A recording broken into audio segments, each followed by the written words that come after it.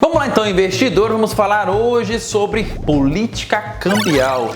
Como que o nosso país trabalha ali com o câmbio, com a valorização ou a desvalorização da nossa moeda, do real, frente ao dólar, euro, ien. Basicamente sobre o dólar vai ser aqui a maior parte do nosso exemplo. Para você que não é inscrito, não deixe de se inscrever. Para você que já é inscrito, não deixe de entrar em contato com a nossa equipe pelo e-mail do atendimento@luizotti.com, que vai ser um prazer bater um papo com você. Roda a vinheta!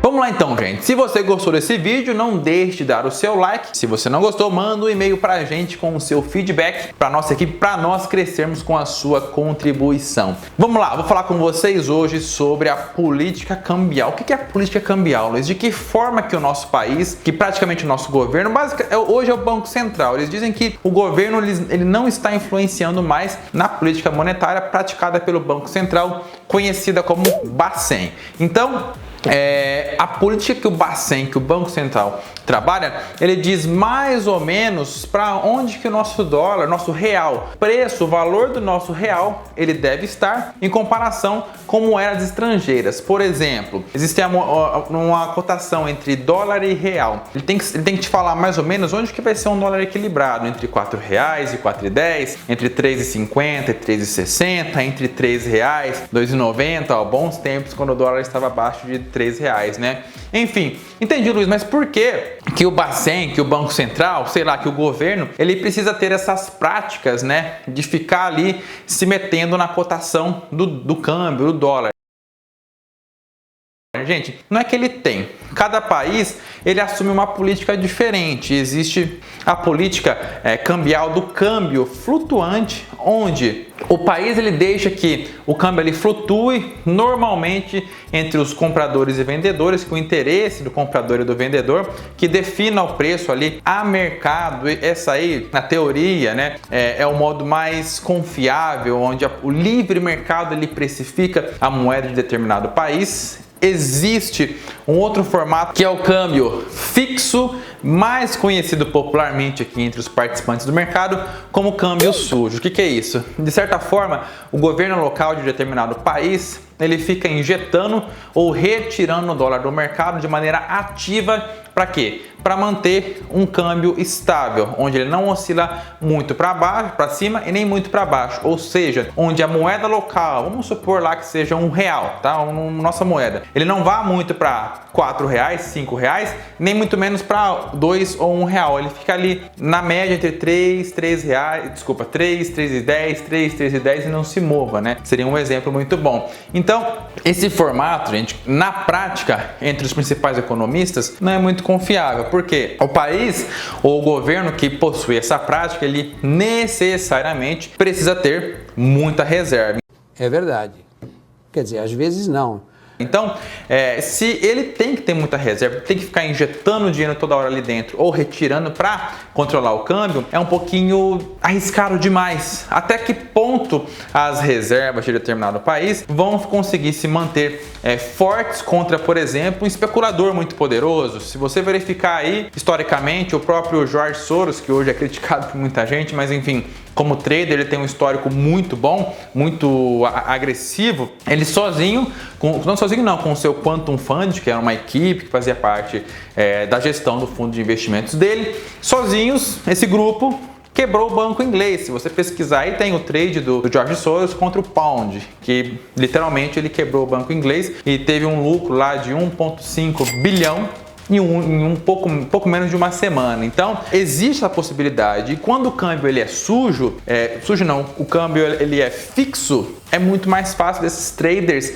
trabalharem, porque eles sabem exatamente em que ponto que o preço da moeda vai chegar, que teoricamente o Banco Central ou o governo local vai entrar injetando o dólar ou retirando o dólar. Vai entrar injetando moeda local ou retirando moeda local. Então, de maneira bem resumida, aqui usando o dólar como exemplo, dessa maneira que funciona. Qual que é a terceira forma, Luiz? Câmbio levemente flutuante, levemente sujo, que é o câmbio de bandas. É onde o mercado, o governo ou o Banco Central, ele estabelece zonas, bandas superiores e bandas inferiores, onde o que acontece? Se bater lá em cima, na teoria, na prática, o Bacen ele vai lá e vende dólar, supondo que é uma moeda, vamos colocar aqui o real ainda contra o dólar, ele vai lá e vende dólar para quê? Para fazer o valor do dólar cair frente ao real. Se o dólar começar a cair demais abaixo daquelas bandas, ele começa a comprar dólar para quê? Para voltar ali para o equilíbrio. Ué, Luiz, mas por que ele vai comprar dólar se o dólar não estiver caindo muito? Não é melhor para a gente viajar, fazer turismo e para fora, gente? O nosso mercado, o mundo, ele não vive só de turismo. E vive também de produção. Se o nosso real ficar muito forte frente a outras moedas, principalmente o dólar, o nosso produto, o produto de fabricação nacional, ele se torna muito caro frente a outros países, né? O contrário também é verdade. Se o dólar sobe demais, como é o caso agora, o nosso produto, a nossa produção, ele acaba se tornando mais competitivo frente à produção de outros países, e o pessoal começa a comprar mais da gente. Porém, quando nós precisamos importar algo lá de fora, pode ser matéria-prima ou produto final, ou talvez serviços, acaba ficando um pouquinho caro para a gente também. Então, por isso que existem as bandas, porque a competitividade, a competição no preço entre o dólar e o real precisa estar equilibrado. Informação importante: quando o Banco Central ele vai entrar injetando dólar ou retirando, ele sempre manda um sinalzinho antes, algumas informações, alguns analistas, eles conseguem te passar essa informação, porque não é algo assim segredo absoluto. Você sabe mais ou menos o dia, eles meio que informam, dependendo da situação, você só não sabe o momento exato. Mas nesses dias, para quem opera mercado futuro, toma um pouquinho de cuidado, porque é meio perigoso demais, a não ser que você tenha um stop muito apertado, muito certinho, bem alocado, porque quando o Banco Central entra injetando o dólar ou retirando o dólar, o mercado futuro do dólar fica muito volátil e é necessário ter cuidado. Senão, você pode tomar um stop loss muito grande, ou se você estiver do lado certo, você pode ter um lucro muito alto e ficar feliz. Porém, isso vai alterar o seu emocional num formato onde você fica com excesso de confiança e começa a executar operações equivocadas no futuro. Então, tome muito cuidado em momentos quando o Banco Central estiver ali mais ou menos próximo de realizar algum tipo de operação para jogar o preço, né, do dólar frente ao real para um nível mais equilibrado. Então, basicamente, pessoal, são essas as formas, né? Esse é o formato que o Brasil trabalha.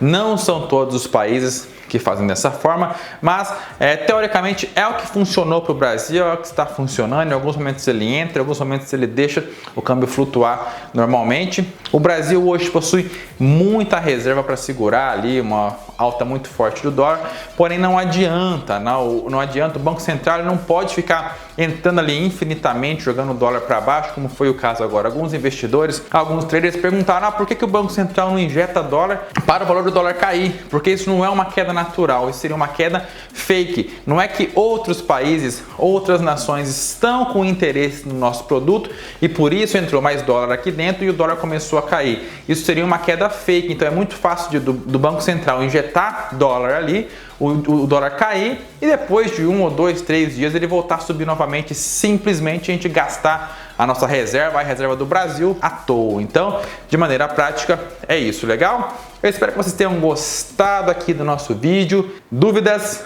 Mandem um e-mail pra gente no atendimento@luizout.com. Vai ser um prazer ajudar vocês. Um grande abraço, vejo você no próximo vídeo.